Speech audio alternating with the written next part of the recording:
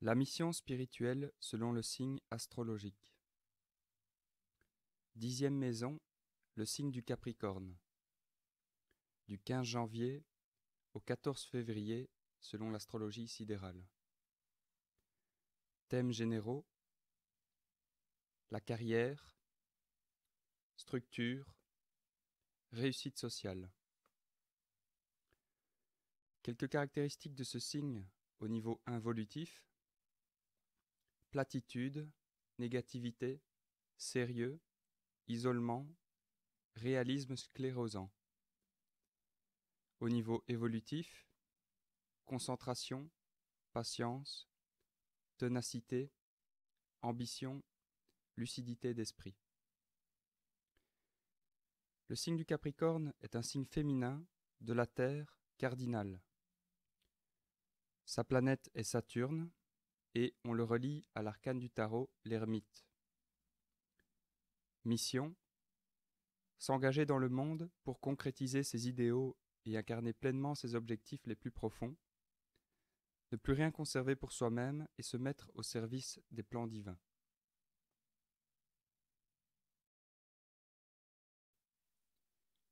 Plan initiatique. Sur le plan initiatique, le signe du Capricorne évoque le développement d'un état de conscience ne souhaitant plus que l'accomplissement des plans divins. Le natif est incité à prendre conscience que Dieu l'invite à contribuer par ses œuvres à la réalisation de ses desseins divins. Ce signe lui inspirera les dispositions intérieures lui permettant de ne plus conserver ses forces pour lui-même, mais de les placer au service de la divinité. Il devra apprendre à ne plus chercher à satisfaire ses pulsions égocentriques, à ne plus exprimer aucun désir à son profit, à ne plus escompter les attentions, les faveurs ou les honneurs. Les notions de dépouillement et d'abnégation seront vécues conformément à la loi divine. L'ascèse du Capricorne ne correspondra toutefois pas à une privation. On parlera plutôt de renoncement consistant à se dépouiller de ce qui fait entrave à l'expression de la volonté divine. Maître Eckhart écrit que beaucoup de gens souhaitant une ascèse estiment qu'ils doivent accomplir de grandes œuvres extérieures, jeûner, faire pénitence. Mais la véritable ascèse pour l'homme est de se détourner de tout ce qui n'est pas complètement Dieu, ni de valeur divine en lui-même, et dans un vrai amour qu'il fasse un retour total et parfait vers Dieu.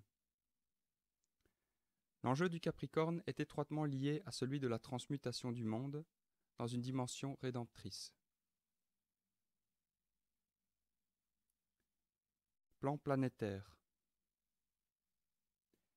Dans le signe du Capricorne, Jupiter se trouve en chute. Le natif devra travailler à son harmonisation en cherchant à réveiller une plus grande confiance en l'existence, échappant à une forme d'angoisse existentielle entraînée par le manque de foi.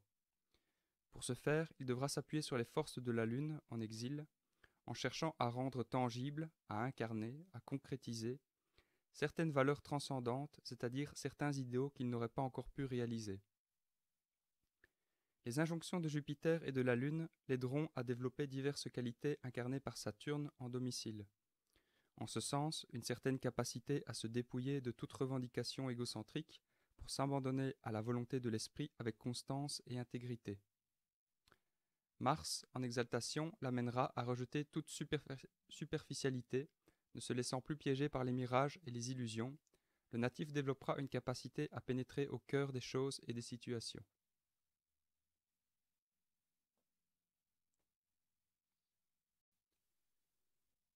Le chemin spirituel de l'âme. Nœud nord en Capricorne, maison 10. L'âme est revenue pour incarner la rigueur, le sens du devoir, les responsabilités. Il lui est demandé d'accepter de mûrir. Elle peut s'accomplir au fil du temps. Il lui faudra concilier le fond fragile qu'elle porte en elle, nœud sud en Cancer, et la dureté que la vie lui demandera. Conscient d'une nécessité à progresser, l'être a tendance à s'imposer des devoirs aux limites de ses forces.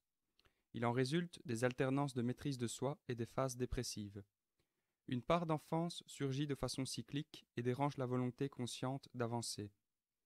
Le natif doit accepter sa force et sa faiblesse. S'il les rejette, il risque de manifester un excès de dureté ou de se réfugier dans un cocon habité par un sentiment d'amertume et de frustration. Assumer sa vie de façon autonome est pour lui une obligation karmique. Les responsabilités familiales y sont pour quelque chose. L'apprentissage spirituel de l'âme. Saturne en Capricorne, maison 10. Le grand sage Saturne s'y reconnaît bien dans ce signe. Savoir prendre ses responsabilités, trouver et suivre sa route seul, et, malgré les embûches, étudier en profondeur, faire preuve de prudence et de rectitude, voilà l'enjeu de Saturne. La force saturnienne se traduit par l'effort, la patience dans les buts gagnés difficilement. L'apprentissage d'une ambition légitime accomplie avec justesse. Le natif peut se montrer trop exigeant, intolérant à l'égard des faiblesses d'autrui et de lui-même, toujours en quête de perfection, se voulant irréprochable.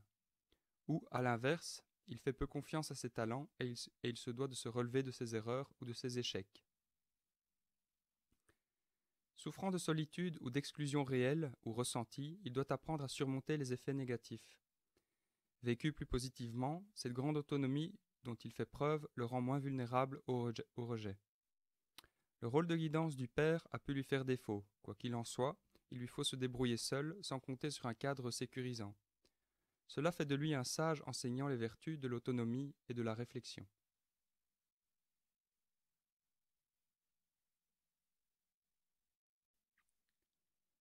La loi cosmique à observer.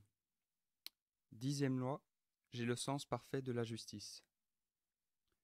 Cette loi est extrêmement nuancée. Il faut se servir de son intelligence, de sa charité et de toute sa compréhension des autres. La justice demande une logique qui ne s'acquiert qu'en maîtrisant ses émotions et sa sensibilité qui est facilement subjective. Pour être juste, il faut savoir distinguer les véritables valeurs et les placer selon leur degré d'importance. La justice demande aussi de considérer les lois naturelles, de distinguer le degré d'évolution d'une personne, de placer la vérité en premier lieu et de s'oublier soi-même.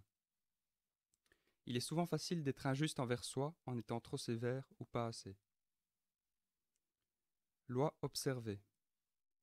Observer la 10e loi mène à l'équilibre sur tous les plans, au respect de soi et des autres, et à la liberté de l'être à travers la reconnaissance de la liberté de l'autre. Elle accorde aussi une plus grande compréhension. Loi violée. Violer la 10e loi provoque des haines, des vengeances, et toutes ces pensées négatives provoquent des contractions nerveuses qui dégénèrent souvent en maladies intestinales, perturbation de l'intestin.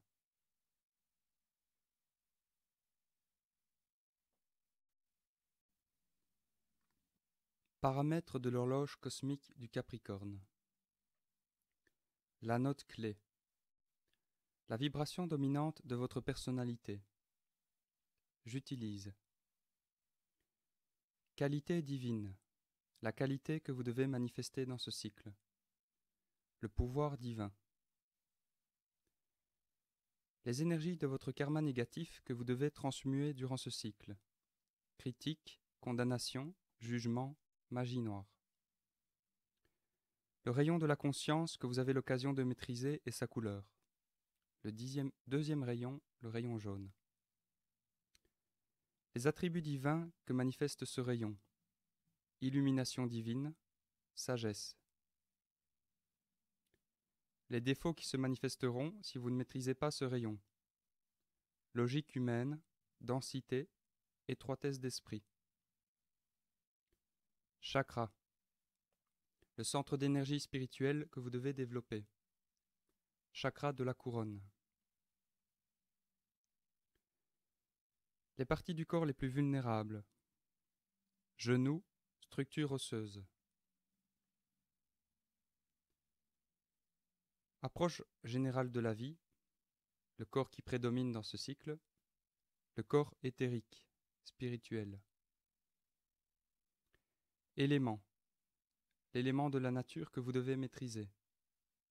La terre. Cadeau. Le cadeau de l'esprit que vous manifesterez lorsque vous maîtriserez le rayon. Mot de sagesse.